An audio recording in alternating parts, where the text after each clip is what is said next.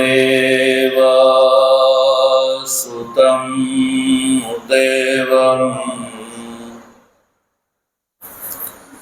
कंसचाणूरमर्दनम् देवकी परमानन्दम्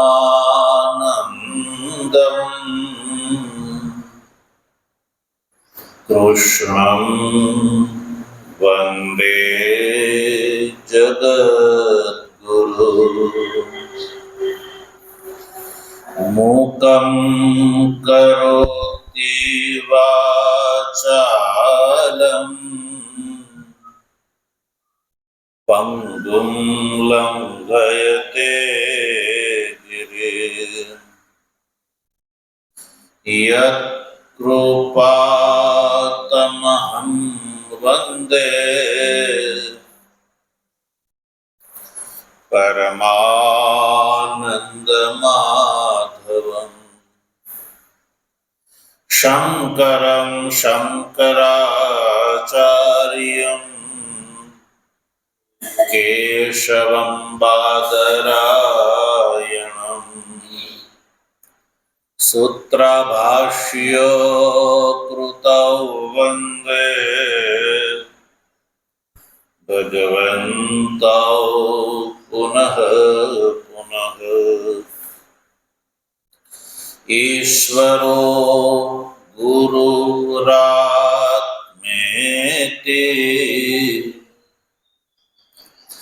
मूर्तिभेद विभागिने व्योमवद्व्याप्तदेहाय दक्षिणामूर्तये नमः। ओम शांति शांति शांति।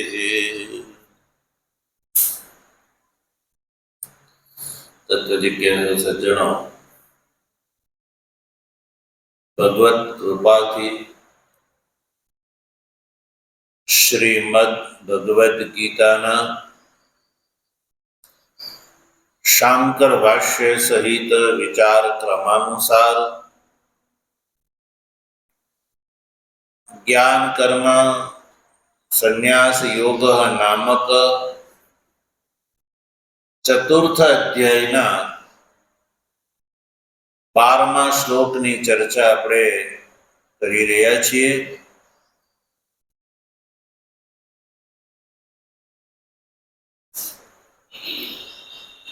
તો આ શ્લોકમાં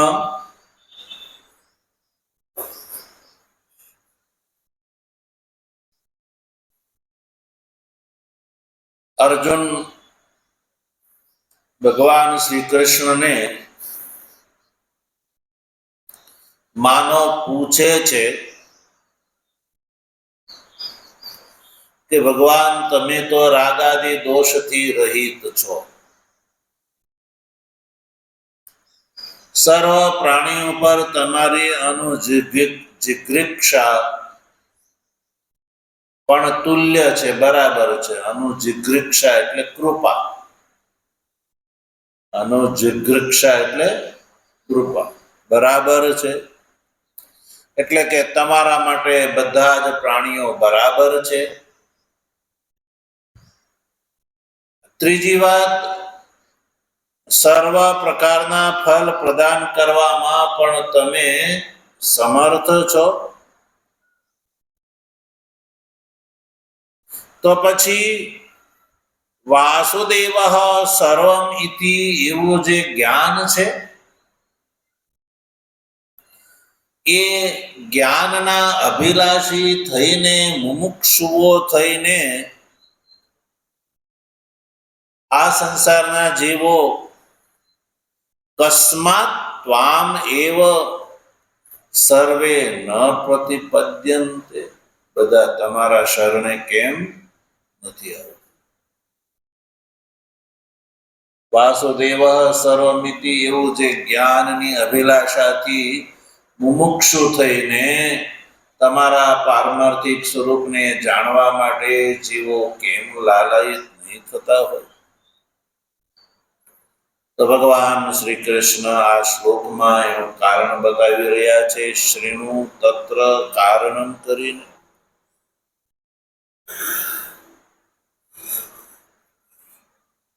આપણે સર્વપ્રથમ શ્લોકનું ઉચ્ચારણ કર્યું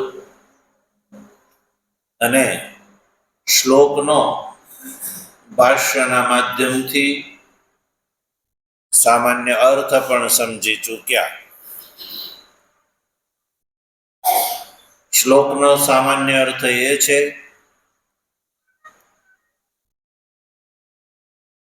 છે કે કર્મણામ સિદ્ધિમ કાંક્ષંતઃ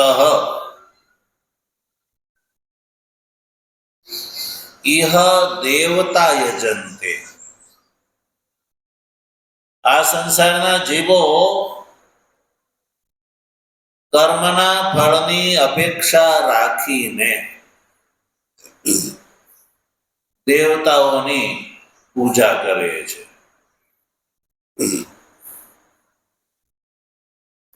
શા માટે એવું કરે છે?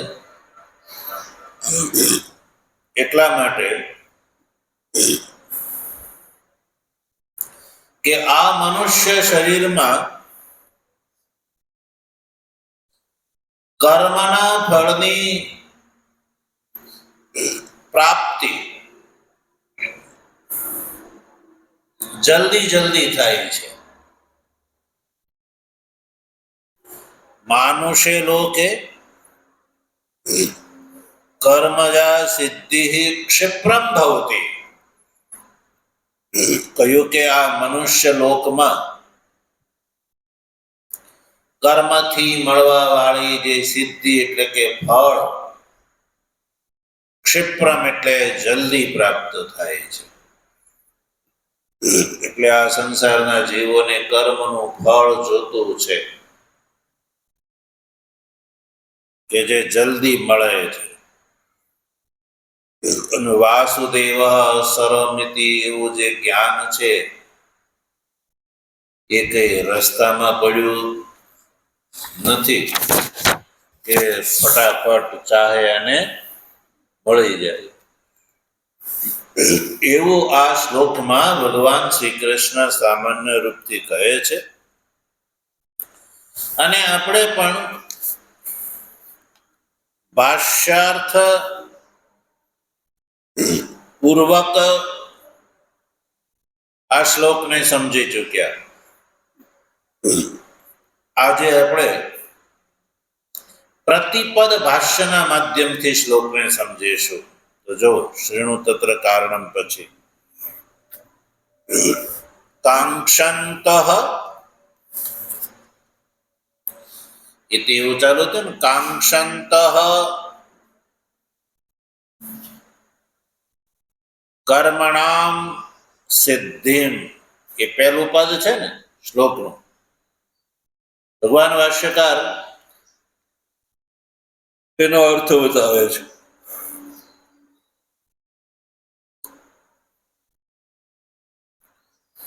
ભગવાન શ્રી કૃષ્ણનો અભિપ્રાય બતાવવા માટે ભગવાન ભાષ્યકાર સર્વપ્રથમ આ શ્લોકના પહેલા પદને અર્થ કરવા માટે ગ્રહણ કરે છે. કાંક્ષંતઃ કર્મણામ સિદ્ધિમ. તો આ જે પહેલો પદ છે એને કહે છે કે કાંક્ષંતઃ એટલે કે અભિપ્સિનમ. અભિપ્સંતઃ કાંક્ષંતઃ નો અર્થ છે અભિપ્સંતઃ.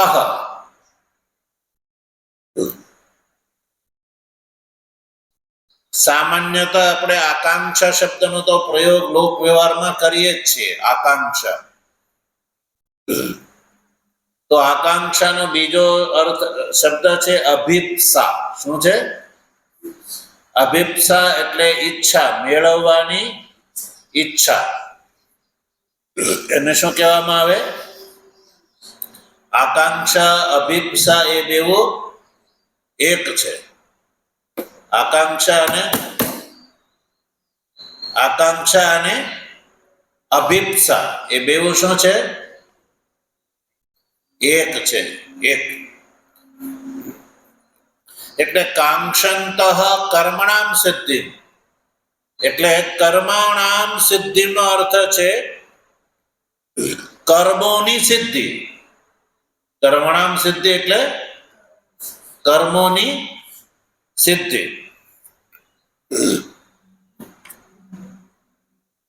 તો કર્મોની સિદ્ધિની અપેક્ષા રાખીને,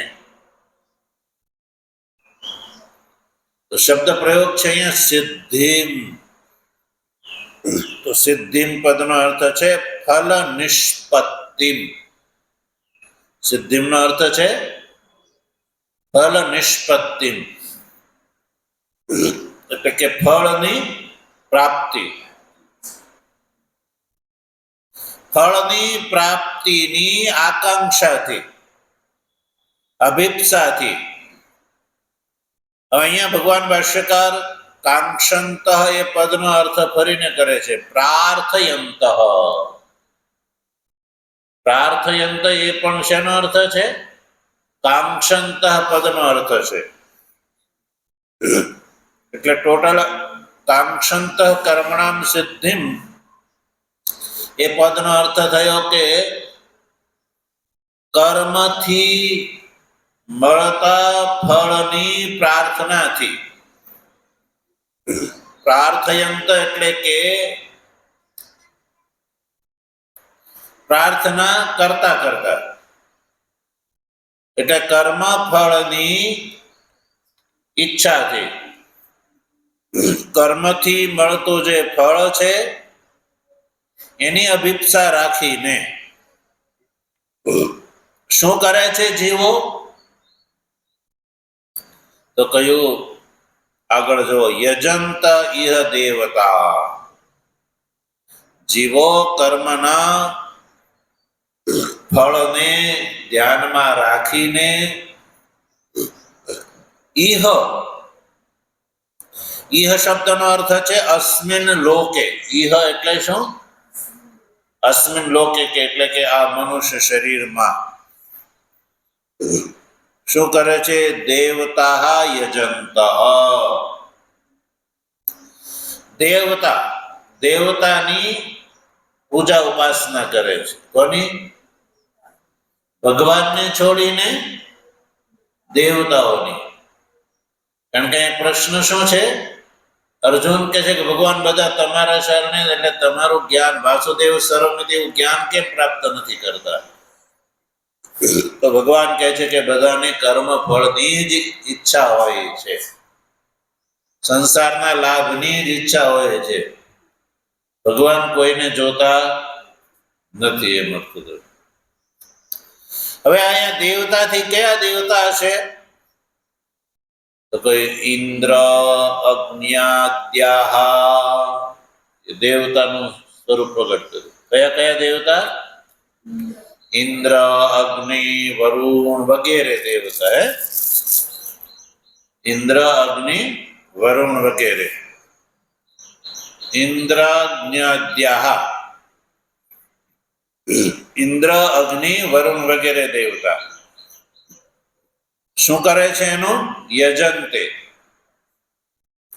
એટલે એને યજ્ઞના માધ્યમથી હવ્ય પ્રદાન કરે છે. શું કરે છે? હવ્ય પ્રદાન કરે છે. યજંત ઇહ દેવતા. યજંત એટલે ઇન્દ્ર, અગ્નિ, વરુણ વગેરેને ઉદ્દેશ કરીને જીવો યજ્ઞ વગેરે કરે છે, યાગાદિ કર્મ કરે છે. શું કરે છે? નીચે બેસી જાવ. નીચે અધ્યયન છે, પગ હલાવવાનું ને આવું એવું ના કરવાનું હોય, સાંભળવાનું હોય. તો શું થાય છે? યજંત એટલે કે યજ્ઞ કરે છે. શું કરે છે? યજ્ઞ કરે છે. યજ્ઞમાં શું હોય? યજ્ઞની અંદર દેવતાને ઉદ્દેશ કરીને હવ્ય પ્રદાન કરવું, એનું નામ છે યજ્ઞ. યજ્ઞ એટલે શું? દેવતાને ઉદ્દેશ કરીને હવ્ય પ્રદાન કરવું એને યજ્ઞ કહેવામાં આવે છે. સમજાણું? તો કયા દેવતાને ઉદ્દેશ કરીને યજ્ઞની અંદર હવ્ય પ્રદાન કરવામાં આવે છે? ઇન્દ્રને, અગ્નિને, વરુણને. ઇન્દ્રાય સ્વાહા, અગ્નયે સ્વાહા, વરુણાય સ્વાહા એવું બોલીને યજ્ઞ કરવામાં આવે તો એમાં જે હવ્ય પ્રદાન કરવામાં આવે એ હવ્ય કોને પ્રાપ્ત થાય છે? ઇન્દ્ર, અગ્નિ, વરુણ વગેરે દેવતાને. તો એ દેવતા પછી યજ્ઞ કરવા વાળાને શું આપે છે? ફળ આપે છે. ફળ તો યદ્યપી ઈશ્વર જ આપે છે. ફળ તો ઈશ્વર જ આપે છે. પણ યજ્ઞનું જે ફળ છે એટલું જ એને મળે છે. એટલું જ ફળ આપે છે ભગવાન. વાસુદેવ સર્વમિતિ એ જે જ્ઞાન કેવલ કર્મ માત્રથી મળતું નથી. એટલે જીવોને કર્મના ફળની અભિપ્સા રાખીને દેવતાઓ જે છે એને માટે હવન કરે છે.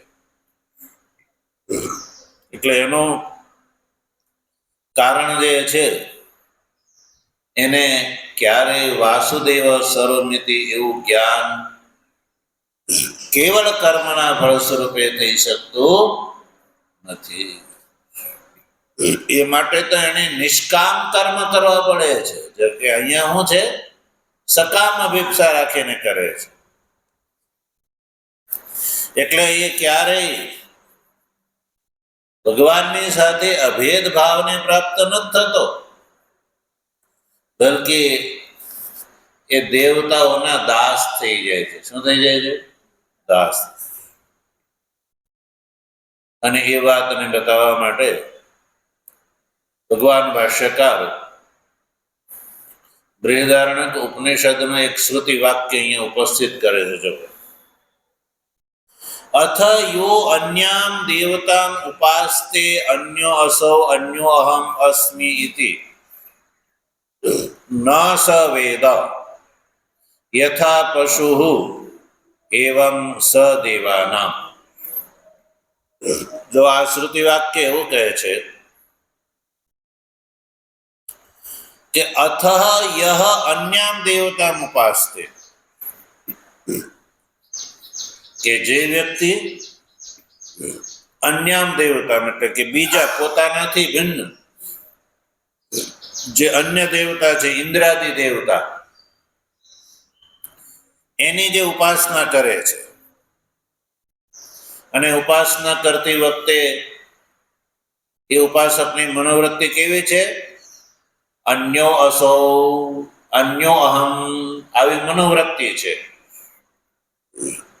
એટલે કે આ દેવતાઓ મારાથી ભિન્ન છે અને હું દેવતાઓથી ભિન્ન છું,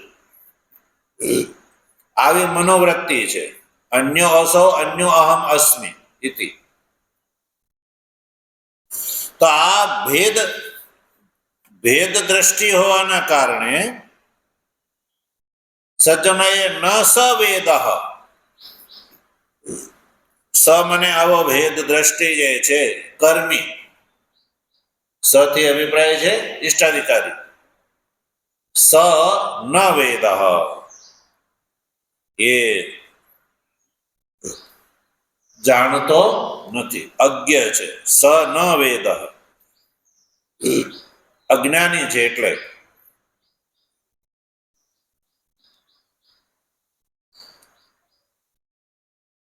પોતાના આત્માને એ જાણતો નથી. તો પછી ઇન્દ્ર, અગ્નિ, વરુણાદિને માટે હવ્ય પ્રદાન કરે છે.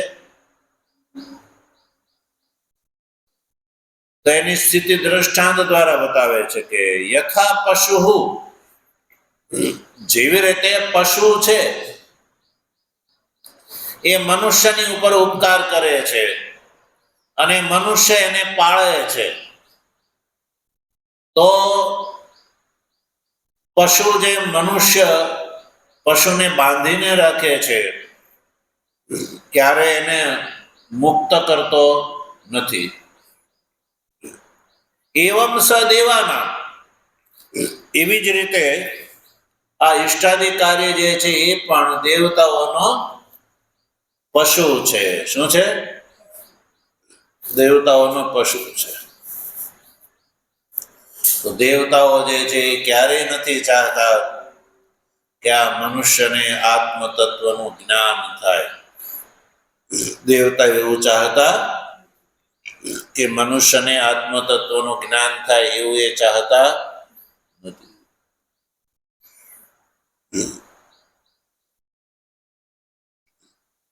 લોકમાં પણ આવું જોવા મળતું હોય છે.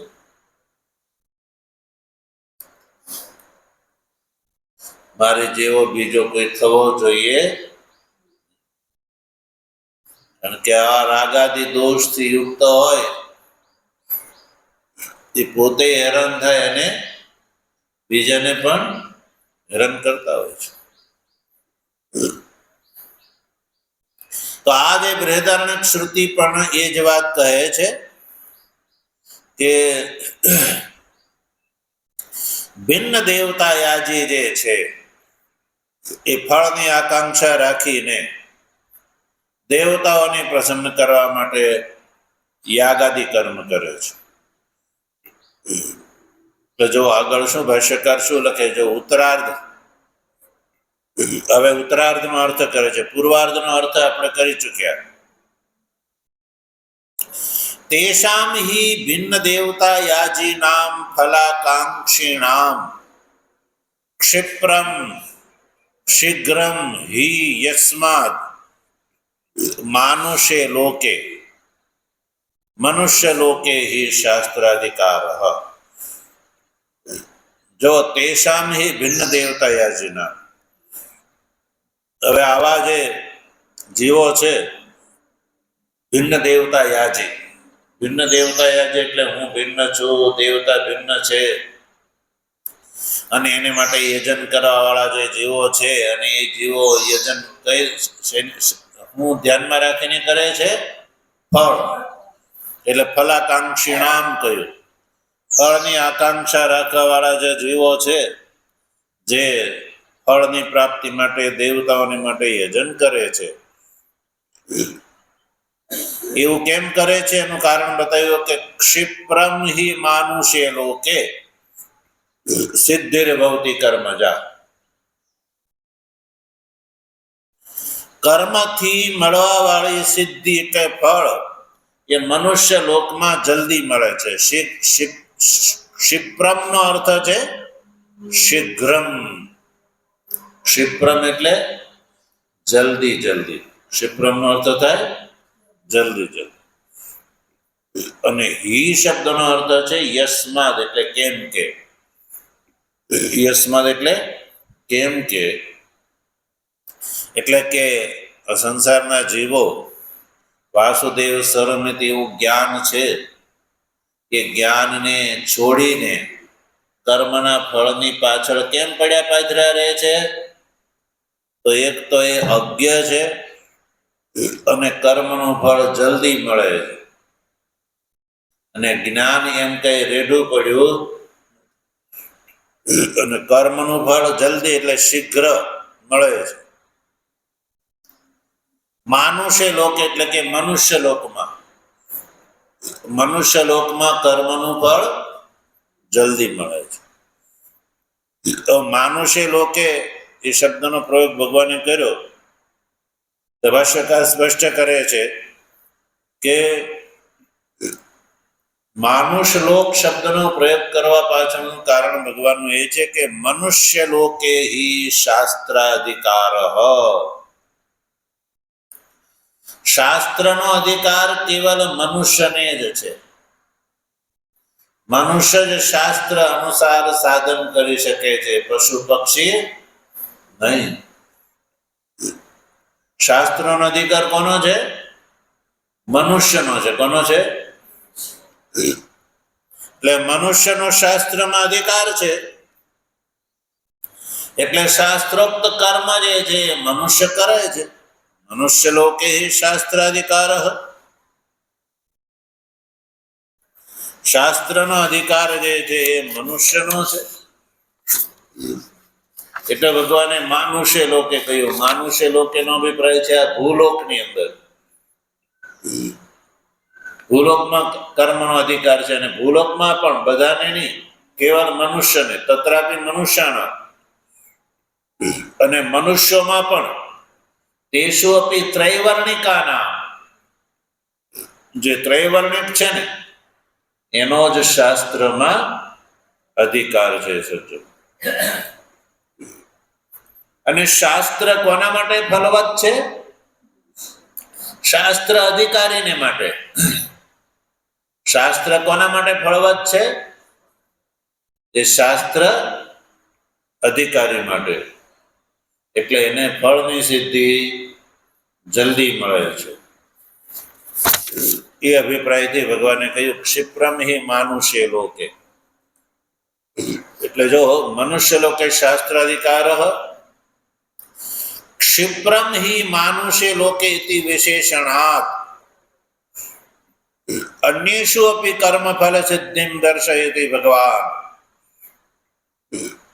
જો મનુષ્ય લોકમાં કર્મફળની સિદ્ધિ જલ્દી મળે છે એવું કહ્યું, તો ભગવાન ભાષ્યકાર અર્થાત ભગવાન શ્રી કૃષ્ણના કથનનો અભિપ્રાય કહે છે કે બીજા લોકમાં પણ કર્મફળ સિદ્ધિ થાય છે, કર્મના ફળની પ્રાપ્તિ થાય છે, પણ એની અપેક્ષા મનુષ્ય લોકમાં જલ્દી થાય છે. એ વિશેષતા છે. એટલે માનુષ્ય લોકે ઇતિ વિશેષણાત અન્યેષુ અપી કર્મફલ સિદ્ધિમ દર્શયતિ ભગવાન. માનુષ્ય લોકે એવો જે શબ્દ પ્રયોગ જે કર્યો છે ભગવાને, એનાથી એ નક્કી થાય છે કે બીજા લોકમાં પણ સિદ્ધિ સંભવ છે.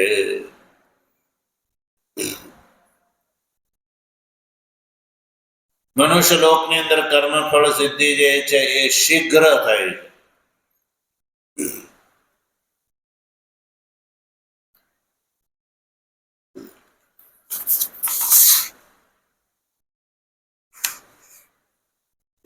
એટલે જો આગળ માનુષ્ય લોકે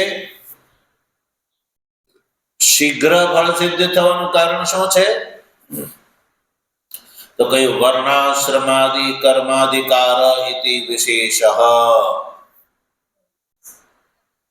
મનુષ્ય લોક જે છે એમાં વર્ણ અને આશ્રમ કર્મનો અધિકાર છે એ વિશેષ છે.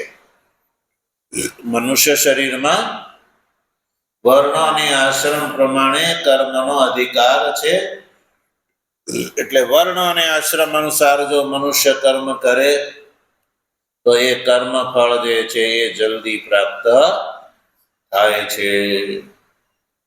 કારણ કે તેષામ ચ વર્ણાશ્રમાદિ અધિકારી કર્મણામ ફલ સિદ્ધિ.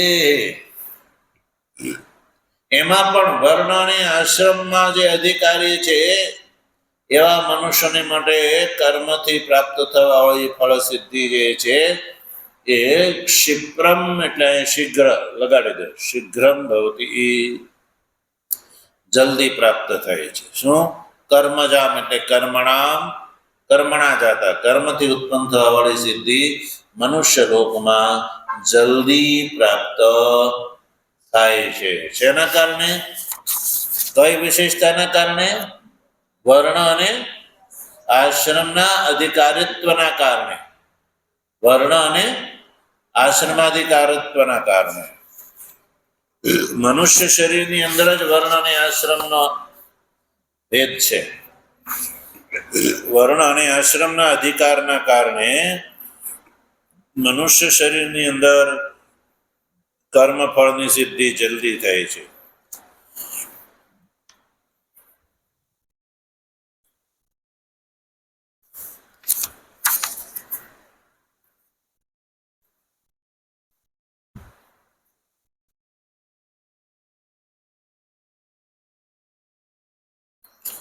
હવે અન્ય જે શરીર છે, અન્ય લોક છે, એમાંય કર્મફળ સિદ્ધિ તો પ્રાપ્ત થાય છે, પણ ચિરાય, ક્ષિપ્રમ નહીં, પણ ચિરાય એટલે વધારે સમય લાગે.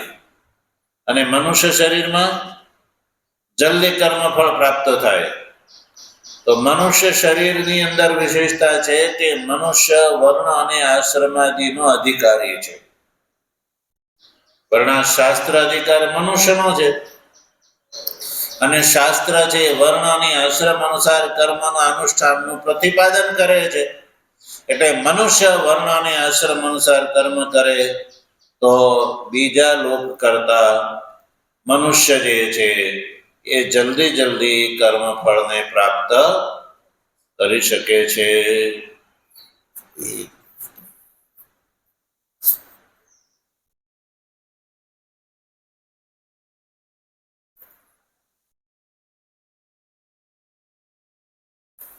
તો સજ્જન, અહીં એક પ્રશ્ન ઉભો થાય છે કે મનુષ્યથી ભિન્ન જે લોકો છે, એટલે કે દેહ છે, એને મનુષ્યથી અન્ય શરીર, એને અન્ય લોક કહેવામાં આવે. તો અન્ય લોકમાં તો કર્માધિકારનો અભાવ છે. તો પ્રથમ કર્મ સિદ્ધિ, કર્મના અધિકારનો જ્યારે અભાવ છે અન્ય લોકોમાં, તો કર્મ સિદ્ધિ જે છે એ કેવી રીતે? પ્રથમ કર્મ સિદ્ધિ. તો જો ભાષ્ય ટીકાકાર, ભાષ્યાર્ક પ્રકાશ ટીકાકાર એક પ્રશ્ન ઉઠાવે છે, નનો અન્યેષુ લોકેષુ કર્માધિકારસ્ય એવ અભાવાત કથમ કર્મ સિદ્ધિ. અન્ય લોકમાં તો મહારાજ કર્મનો જ અધિકારનો જ અભાવ છે, અન્ય લોકમાં કર્માધિકારનો જ અભાવ છે. તો અન્ય લોકમાં ભલે મોડેથી મળે પણ તોય તે કર્મફળ સિદ્ધિ કેવી રીતે? ઉચ્ચતે, ઉત્તર આપે છે, ઇહ અનુષ્ઠિતાનામ એવ વિવિધાનામ કર્મણામ ફલાની અપી વિવિધાની પુત્ર પશુ સ્વર્ગાદિ રૂપાણી ભવંતી તત્ર પશુ પુત્રાદિ રૂપા ऐहिक कर्म सिद्धि क्षिप्रम भवति स्वर्गादि रूपा आमुष्मिक कर्म सिद्धि तु चिराय भवति इति कर्माधिकार अभावेपि स्वर्गलोकादिषु कर्म सिद्धयः सन्ति एव इति કર્મ સિદ્ધય એટલે કર્મફલાની.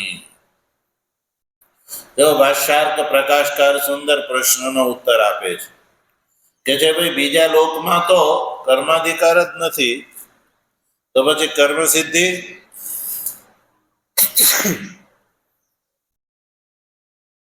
કર્મ સિદ્ધિની વાત કેવી રીતે ઉઠે ભાઈ?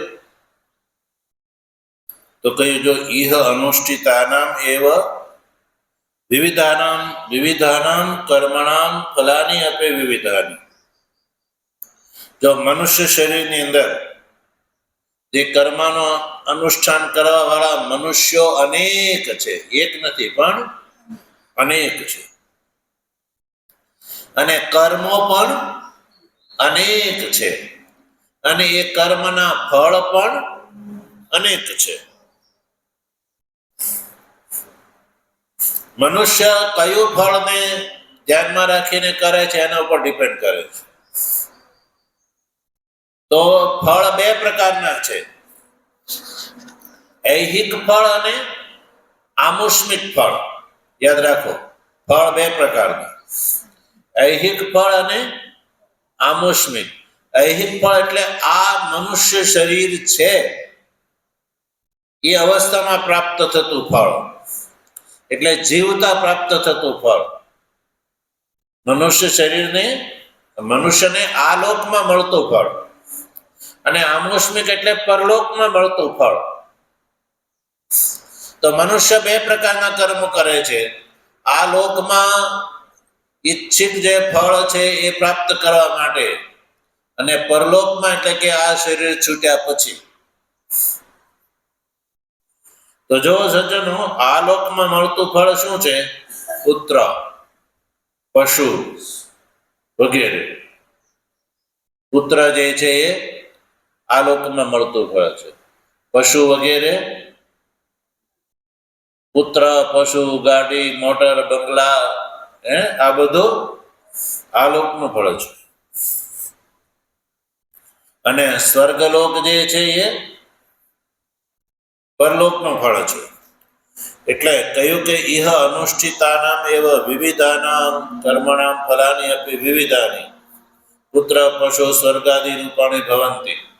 હવે એમાં પશુ પુત્રાદિ રૂપ જે છે એ ઐહિક કર્મ સિદ્ધિ જે છે એ ક્ષિપ્રમ ભવતી, એ જલ્દી પ્રાપ્ત થાય છે. શીઘ્ર ફળ કયું પ્રાપ્ત થાય છે ભાઈ? પશુ પુત્રાદિ રૂપ. પશુ પુત્રાદિ રૂપ ઐહિક એટલે કે આ લોકમાં મળતું કર્મફળ. એ કર્મફળ જે છે એ મનુષ્યને અહીંયા જ પ્રાપ્ત થાય છે, એ જલ્દી પ્રાપ્ત થાય છે. અને સ્વર્ગાદિ રૂપ જે આમુષ્મિક જે કર્મફળ છે એ આ મનુષ્ય શરીરનો ભોગ થયા પછી, શરીર છૂટ્યા પછી પ્રાપ્ત થાય છે. એટલે પરલોકનું ફળ જે છે એ દીર્ઘકાળ પછી પ્રાપ્ત થાય છે. પશુ પુત્રાદિ વગેરે એ જલ્દી પ્રાપ્ત થાય છે, જીવતા પ્રાપ્ત થાય છે. અને સ્વર્ગાદિ એ પરલોકનું ફળ છે, એ મર્યા પછી પ્રાપ્ત થાય છે. આ ભેદ છે. એટલે ભગવાન શ્રી કૃષ્ણ અર્જુનને કહે છે કે સંસારના જીવોને આ લોકના પશુ પુત્રાદિ, ગાડી, મોટર, ઘોડી, બંગલા બધું જલ્દી જોઈએ છે ને એ અહીંયા આ લોકમાં જ પ્રાપ્ત થાય છે. સ્વર્ગની અપેક્ષા પશુ પુત્રાદિ અહીંયા ને અહીંયા મળે છે. સ્વર્ગ વગેરે તો કાલાંતરમાં મળે છે. એટલે આ લોકના જે જીવો છે એ આ દ્રષ્ટ ફળ પ્રાપ્ત કરવા માટે દેવતાઓને માટે યાગાદિ કરે છે. પણ વાસુદેવ સરમિતિ એવું જ્ઞાનની અપેક્ષા રાખીને જીવો જ્ઞાન પ્રાપ્ત કરતા નથી. એવું એ રીતે ભગવાન શ્રી કૃષ્ણે અહીંયા અર્જુનને ઉત્તર આપ્યો. હવે આ વર્ણાશ્રમાદિ કર્મનો અધિકાર શું છે, વર્ણાશ્રમ શું છે, એ ભગવાન આગળના શ્લોકમાં બતાવે છે. ભગવાનની કૃપા છે તેનો વિચાર આપણે આગળ કરીશું. ઓમ વસુદેવ સુતં દેવં કંસ ચાણૂરમર્દનમ દેવકી પરમાનંદમ કૃષ્ણં વંદે જગદ્ગુરુ. મૂકં કરોતિ વાચાલં પંગું લંઘયતે ગિરિં યત્કૃપાતમહં વંદે પરમાનંદમાધવં. શંકરં શંકરાચાર્યં કેશવં બાદરાયણં સૂત્રભાષ્યકૃતૌ વંદે ભગવन्तૌ પુનઃ પુનઃ. ઈશ્વરો ગુરુરાત્મેતિ મૂર્તિભેદ વિભાગિને વ્યોમવદ્વ્યાપ્ત દેહાય દક્ષિણામૂર્તયે નમઃ. ઓમ શાંતિ શાંતિ શાંતિ. સદગુરુ